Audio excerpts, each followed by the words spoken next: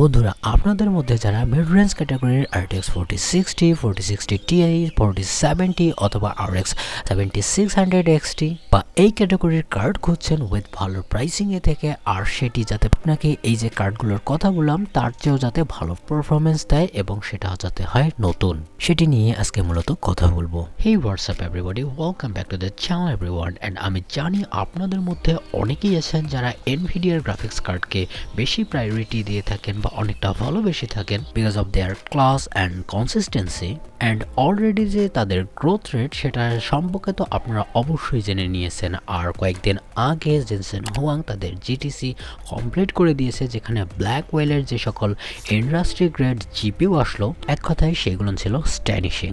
তবে আজকে আমি ইন্ডাস্ট্রি গ্রেড জিপিইউ অথবা সিপিইউ এই ধরনের কথা বলবো না, কারণ সাধারণ কনজিউমার বা আপনারা আমাদের জন্য অনেক ইম্পর্টেন্ট।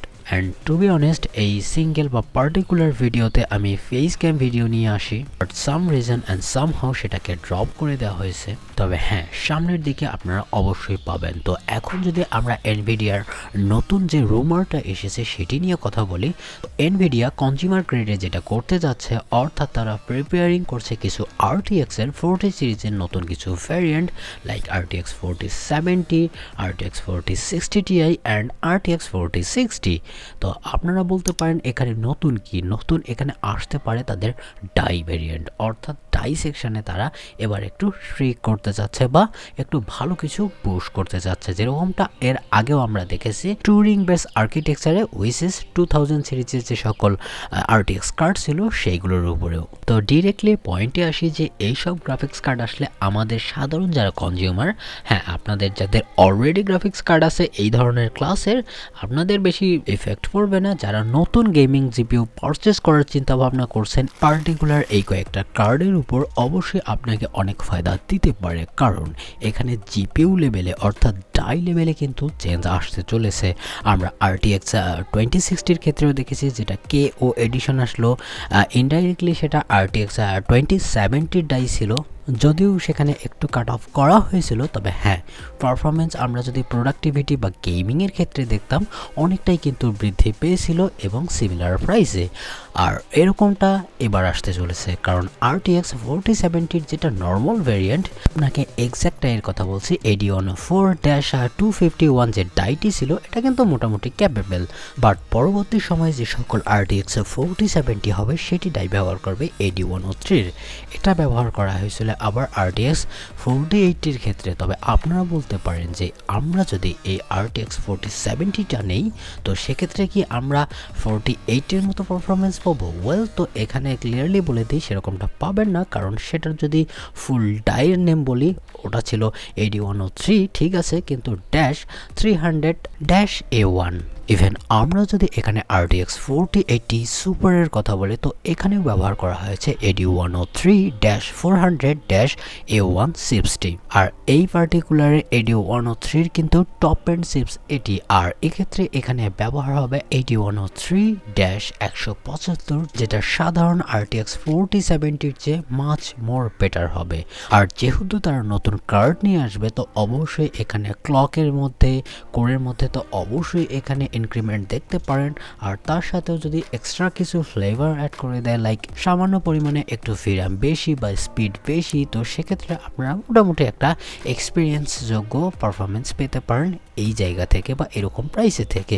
অপরদিকে যদি আমি RTX 4060 Ti-র কথা বলি, তো এটা আগে ব্যবহার করতো AD106-351, আর এবার এটাকে চেঞ্জ করে AD104-এ নিয়ে আসা হবে, অর্থাৎ RTX 4070-র যে বেস ডাই আছে সেখানে নিয়ে আসা হবে। তবে এখানে আরেকটু কাট ডাউন ভার্সন থাকবে RTX 4070-র, লাইক AD104-150। অবভিয়াসলি আপনার RTX সাধারণ যে 4060 Ti ছিল সেটার থেকে প্রায় RTX 4070-র কাছাকাছি পারফরমেন্সকে পুশ করাতে পারে। আর একটা কার্ড আছে RTX 4060, যেটা AD107-400-এর সাথে আসছিল, সেটি হয়ে যাবে এখন AD106-255। ইন জেনারেল যদি আমি পারফরমেন্সের কথা বলি বা কোরের সংখ্যার কথা বলি, তো অবভিয়াসলি এখানে বিশাল একটা আপলিফট দেখতে পারবো, যেহেতু ডাই লেভেল এখানে থাকছে। তবে এক্স্যাক্টলি বলা যাচ্ছে না, কারণ কারণ এখানে কাট অফের বিষয় আছে, প্রতিটা ডাইয়ে আবার সেকশন করা থাকে কোন কোন পোর্শনগুলো বাদ দিতে হয়, তো সেটি একটু কমপ্লেক্স বিষয়, আমি এখানে না যাচ্ছি।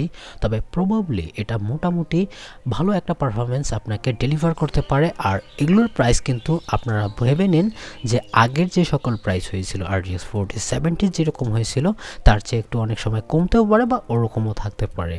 অ্যান্ড অন্য দুইটা গ্রাফিক্স কার্ডের জন্যও সেম। তবে এটা কবে আসতে পারে?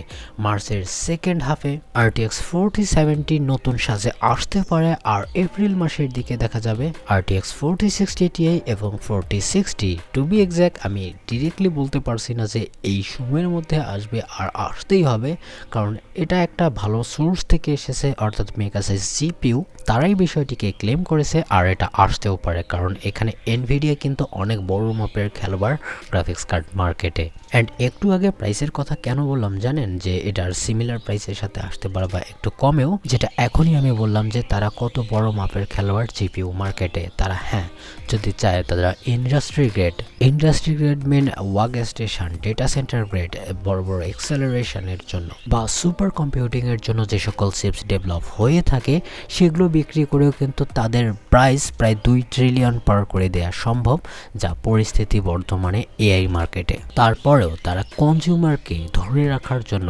তারা কিন্তু একটা ট্রাস্ট তৈরি করে, যারা সাধারণ কনজিউমার আছেন তো তাদেরকে ধরে রাখার জন্য কিন্তু তারা এগ্রেসিভ প্রাইস রাখতেছে। লাইক ইন্টেল আছে, AMD আছে, মার্কেটে ভালো মানের গ্রাফিক্স কার্ড তারাও প্রডিউস করছে এবং খুব একটা ভালো বা অ্যাফোর্ডেবল প্রাইসে তারাও কিন্তু গ্রাফিক্স কার্ড মার্কেটে সেলস করছে।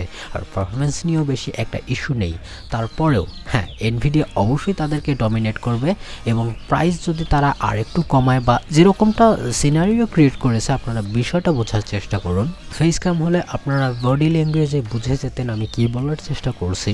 একটা ছোট্টখাটো এক্সাম্পল দেই, মনে করেন একজন বিলিনিয়র, তার কাছে কিন্তু কোনো টাকা পয়সার অভাব নেই, তারপরেও অনেক সময় দেখা যায় যে ওনার চেয়ে অনেক লোক আছেন যাদের কম ওয়েলথ আছে, তো তাদেরকেও কিন্তু অনেক সময় সম্মান দিয়ে বা মেনে চলতে হয় বিশেষ কিছু রিজনে, যাতে তার উপর কোনো অ্যালিগেশন বা এরকম কোনো ব্যাড অ্যাঙ্গেল না আসে যে ওই লোকটা খুব রুড বা তিনি সবার জন্য ভালো না, এরকম একটা বিষয় আসে। তো সেটিকে ট্যাকেল করার জন্য কিন্তু অনেকেই মেনে চলেন বা কাস্টমারের ক্ষেত্রেও সেম। তো এটি একটা রিজন হতে পারে। তবে আজকে আর একটা রিপোর্ট চলে আসলো যে এনভিডিয়ার যে অ্যাডা লাভলেস বেস যে সকল কার্ড ছিল সেগুলোর যে সাপ্লাই লিমিটেশন সেটিকে একটু কন্ট্রোলে নিয়ে এসেছে। অর্থাৎ অলরেডি অনেক গ্রাফিক্স কার্ডের তারা যে ম্যানুফ্যাকচারিং যে বিষয়গুলো সেগুলোকে একটু রেস্ট্রিক্ট করে দিয়েছে বা কমিয়ে দিয়েছে। আর কয়েকটা কার্ডের কথা যে বললাম, এই 3টা কার্ড, এই কয়েকটা কার্ড অবশ্যই মার্কেটে আসার সম্ভাবনা আছে। তবে হ্যাঁ ভেবে রাখতে হবে এবং ধরে নিতে হবে এটার কোয়ান্টিটি